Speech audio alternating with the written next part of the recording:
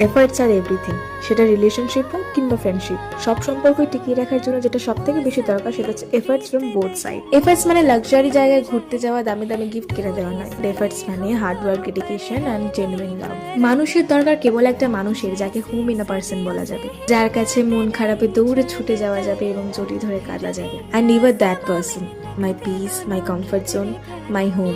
চারিদিকে চোখের নিমেষে বন্ধুত্ব ভেঙে যাওয়ার যুগে তুই আমার কনস্ট্যান্ট। হ্যাঁ জানি দিনরাত আমরা ঝগড়াঝাটি করতে থাকি, কিন্তু ঝগড়াঝাটির মধ্যে দিয়ে যে তুই আমাকে কতটা ভালোবাসিস সেটা প্রমাণ পাওয়া যাচ্ছে। কারণ এত কাজবাজের মধ্যে, পড়াশোনার চাপের মধ্যেও যে তুই আমার জন্য টাইম বার করে এই জিনিসটা বানিয়ে এনেছিস। নিজের বেস্টেস্ট ফ্রেন্ড, নিজের ফরএভার ওয়ানের কাছ থেকে এত সুন্দর গিফট পেতে কার না ভালো লাগে। এটাকে নিপুণ নিখুঁত হওয়ার প্রয়োজন নেই, যেটা প্রয়োজন সেটা হচ্ছে তোর আর আমার বন্ডিং আর ভালোবাসা। Trust me, you are the bestest and I really wish দুনিয়ার সকল মেয়ে যেন তোর মতো একটা বেস্টেস্ট ফ্রেন্ড পায় আর সকল টক্সিসিটি থেকে বেরিয়ে এসে আবার ফিমেল ফ্রেন্ডশিপে বিশ্বাস